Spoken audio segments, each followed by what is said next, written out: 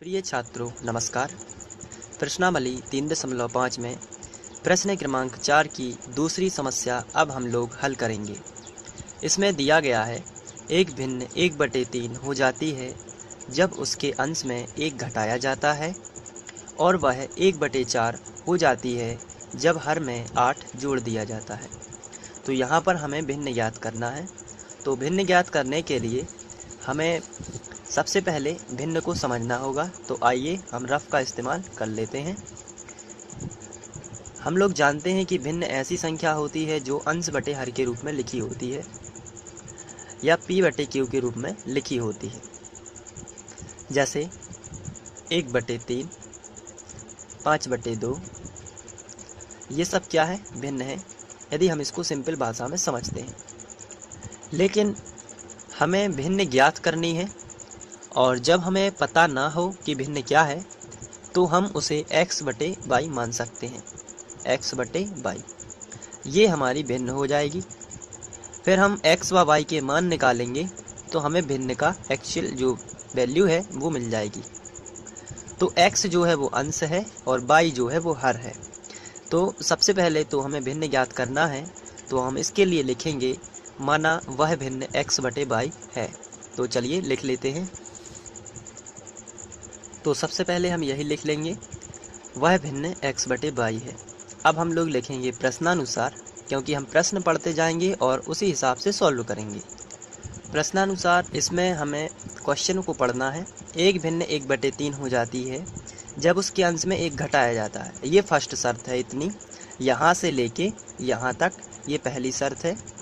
और वह 1/4 हो जाती है जब हर में 8 जोड़ दिया जाता है। ये सेकंड शर्त है। आपको ध्यान रखना है पूरा प्रश्न 2 हिस्सों में बटा हुआ है। पहला हिस्सा यहाँ तक है जहाँ 1 घटाया जाता है, तो हम इसको फर्स्ट शर्त मान लेते हैं। तो हम यहाँ पर लिखेंगे फर्स्ट शर्त से। पहली शर्त है एक भिन्न 1/3 हो जाती है जब उसके अंश में 1 घटाया जाता है। तो हमने जो भिन्न मानी हुई है वो कितनी है? x/y। तो हम यहाँ पर लिखेंगे x/y और इसमें लिखा है उसके अंश में 1 घटाया जाता है। अंश क्या है? ऊपर का कि नीचे का? तो आपको बताना है अंश ऊपर का कहलाता है। तो अंश में जब 1 घटाते हैं तो क्वेश्चन कह रहा है कि जब अंश में 1 घटाया जाता है तो भिन्न कितनी हो जाती है? 1/3। आपको समझना है कि भिन्न कितनी हो जाती है? 1/3। तो आप यहाँ पर लिखोगे 1/3। अब दो भिन्न संख्याएं इस प्रकार लिखी हुई हैं कि बीच में इनके बराबर है। तो ऐसी स्थिति में हम लोग त्रियक गुणा कर देते हैं। तो चलिए त्रियक गुणा कर देते हैं।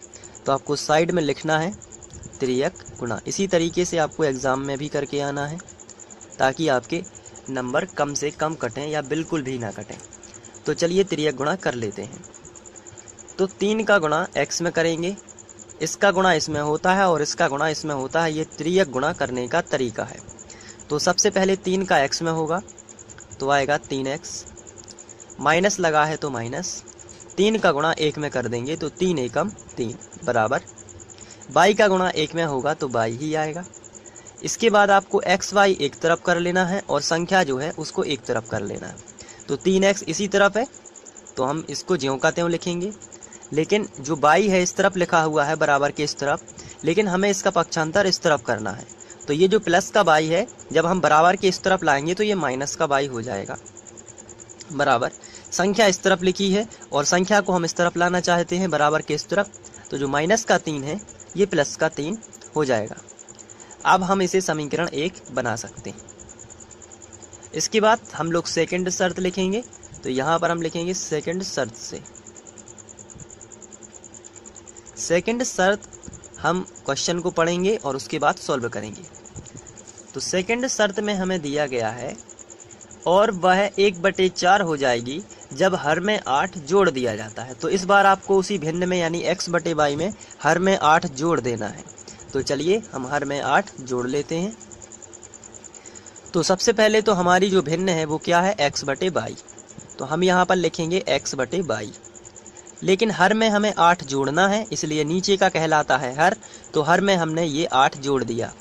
तो जब हम हर में 8 जोड़ते हैं तो क्वेश्चन अनुसार कितना आता है, 1/4 हो जाती है जब हर में 8 जोड़ दिया जाता है। तो बराबर में हम कितना लिखेंगे, 1/4, क्योंकि ये प्रश्न में लिखा गया है।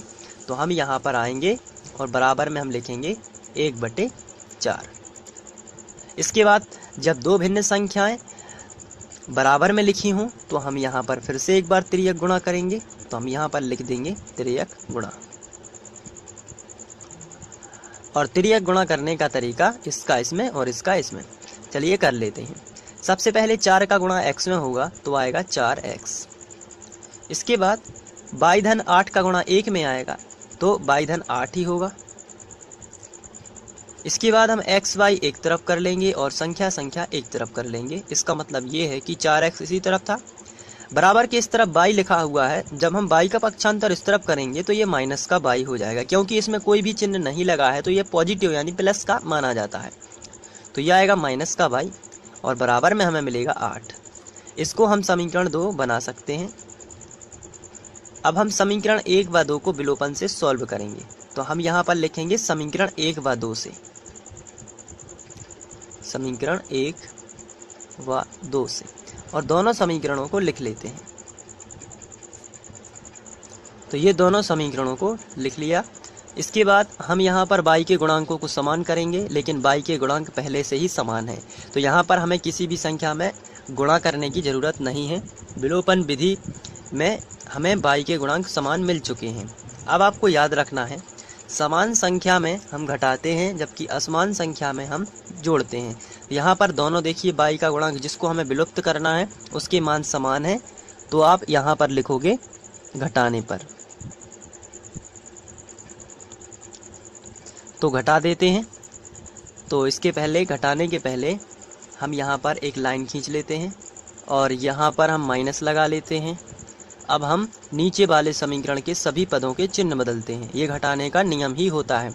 जैसे 4x लिखा है यहाँ पर, तो या इसमें कोई भी चिन्ह नहीं लगा है तो ये काय का माना जाएगा, प्लस का। तो इसका ओरिजिनल चिन्ह जो है प्लस, उसमें लगेगा गोला और ये बनेगा माइनस का। इसी तरीके से माइनस का बन जाएगा प्लस, और इसमें भी कोई भी चिन्ह नहीं लगा है तो ये प्लस का है और प्लस में गोला लग के क्या बनेगा, माइनस। इसके बाद माइनस का y और प्लस का y ये दोनों कैंसिल हो जाएंगे। तो 3x में से 4x घटेगा तो नहीं घट सकता, तो बड़ी संख्या में से छोटी घटाना है। 4 में से क्या घटाना है, 3, तो बचेगा 1x। 4x में से 3x जाएगा तो बचेगा 1x। लेकिन बड़ी संख्या का चिन्ह सामने आएगा। बड़ी संख्या क्या थी, 4, उसका चिन्ह क्या था, माइनस। तो यहाँ पे भी आपको क्या लगाना पड़ेगा, माइनस। y और y तो कैंसिल हो गए, इसलिए बराबर बचा। यहाँ पर 3 है, यहाँ पर -8 है। तो 8 में से 3 आपको घटाना है तो कितने मिलेंगे, 5। लेकिन बड़ी संख्या का चिन्ह रहेगा यानी कि माइनस। दोनों तरफ से माइनस हम कैंसिल कर देंगे तो x बराबर हमें मिलेगा 5। ये माइनस और माइनस कैंसिल, तो x बराबर कितना मिलेगा, 5। विलोपन विधि का नियम होता है कि जो x का मान आपको मिलता है वो आप समीकरण 1 में रखेंगे। तो हम यहाँ पर लिखेंगे x का मान समीकरण 1 में रखने पर।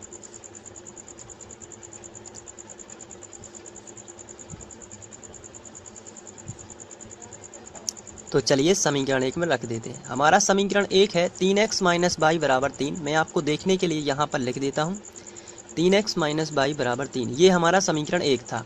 अब इसमें हम x का मान रखेंगे। तो सबसे पहले 3 लिखा है तो 3 ज्यों का त्यों, और x की जगह पर हम रखेंगे 5। इसके बाद लिखा है -y, तो हम यहाँ पर -y ज्यों का त्यों बराबर में आएगा 3। इसके बाद हम 5 का गुणा 3 में करेंगे, क्योंकि कोष्टक लगा है और कोष्टक का मतलब होता है गुणा।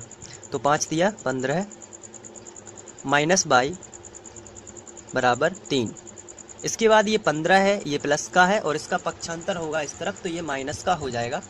तो इसलिए हमें मिलेगा -y बराबर 3 पहले से ही था, प्लस का 15 इस तरफ आएगा तो माइनस का 15 हो जाएगा। इसके बाद -y, अब 15 में से हम 3 घटाएंगे तो आएगा कितना, -12। माइनस माइनस दोनों तरफ से कैंसिल, तो y बराबर हमें मिलेगा ओनली 12। तो इस तरीके से हमें y का मान भी मिल जाएगा। तो हमने भिन्न मानी हुई थी x/y, तो अतः वह भिन्न होगी,